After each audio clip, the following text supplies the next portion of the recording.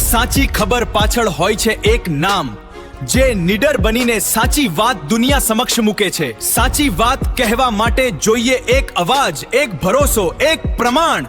GJ દેશી news આપની સમસ્યાને આપે છે વાચા, આપના વિશ્વાસને બનાવે છે વધુ મજબૂત। આ ફક્ત ન્યૂઝ નથી, આ છે સમાજ પ્રત્યેની જવાબદારી। હવે સમય છે આપનો અવાજ સરકાર સુધી પહોંચાડવાનો। જીજે દેશી ન્યૂઝ તમારી સમસ્યાને આપશે અવાજ।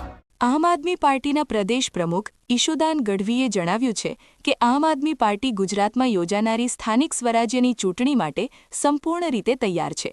તેમણે જાહેરાત કરી કે આજથી સમગ્ર રાજ્યમાં પાર્ટીના નેતાઓ દ્વારા ડોર ટુ ડોર પ્રચાર મહાઅભિયાનની શરૂઆત કરવામાં આવશે। આ અભિયાન હેઠળ કાર્યકરો ઘર ઘર જઈને જનતા સાથે સીધો સંપર્ક સાધશે અને પાર્ટીની નીતિઓ તથા કાર્યક્રમોની માહિતી આપશે।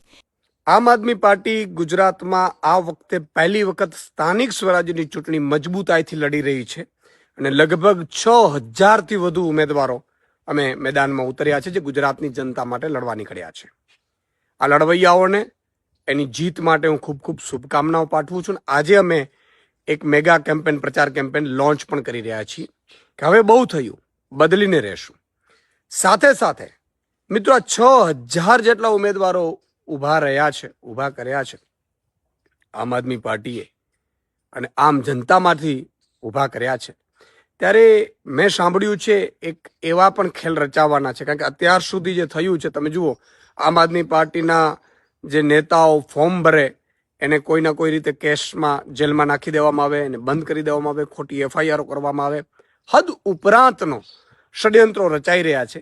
ત્યારે અત્યારે જે રીતે માહિતી મળી છે પ્રમાણે હજી આમ આદમી પાર્ટીના ઉમેદવારોના નોમિનેશન રદ થાય કોઈ પણ પ્રકારે, એવા પણ ષડયંત્રો રચાઈ રહ્યા છે।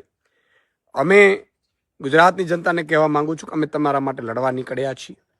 આ લોકો ડરાવવાની, ધમકાવવાની, બેસાડવાની ખૂબ કોશિશો કરશે, પરંતુ અમે ડરવાના નથી, ઝૂકવાના નથી। અમે તમારા પ્રશ્નો માટે લડવા નીકળ્યા છીએ। જનતાને કહીએ છીએ કે ગમે તેટલી મુસીબતો આવશે, અમે લડીશું, મજબૂતાઈથી તમારી સાથે ઊભા છું, પણ તમે પણ મતદાનના દિવસે ઊભા રહેજો। આમ આદમી પાર્ટીનું જ્યાં જ્યાં ઝાડુ છે ત્યાં તમે જ્ઞાતિ, જાતિ, ધર્મ બધું ભૂલીને તમારી પોતાની પાર્ટી માટે ઝાડુ બટન દબાવજો, એવી હું વિનંતી કરું છું। અને જનતા પોતે જ ચૂંટણી લડી રહી છે, ગુજરાતની જનતા લડી રહી છે। આમ આદમી પાર્ટી માત્ર વ્યવસ્થાનો ભાગ છે, એટલે તમે તમારા નેતૃત્વ માટે તમે બહાર આવજો, તમે મતદાન કરજો, તમે લડજો, એવી વિનંતી કરું છું। કારણ કે આ લોકો તો મોટા પાયે હજી નોમિનેશન રદ કરવાના પણ ષડયંત્રો કરશે, પણ જનતા જ્યારે સાથ ઊભી હોય, જનતા જ્યારે લડવા નીકળતી હોય, ત્યારે આવા ષડયંત્રોનું કામ નથી આવતું। ઈશુદાન ગઢવીએ ગુજરાતની જનતાને અપીલ કરતા કહ્યું કે લોકો હવે ભારતીય જનતા પાર્ટીના ભ્રષ્ટાચારથી થાકી ગયા છે અને બદલાવ લાવવાનો સમય આવી ગયો છે।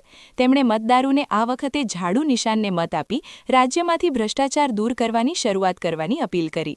સ્થાનિક સ્વરાજ્યની ચૂંટણીને ધ્યાનમાં રાખીને આમ આદમી પાર્ટીનું આ અભિયાન રાજકીય રીતે મહત્વપૂર્ણ માનવામાં આવી રહ્યું છે। હવે જોવાનું રહેશે કે આ ડોર ટુ ડોર અભિયાનથી મતદારોમાં કેટલો પ્રતિસાદ મળે છે।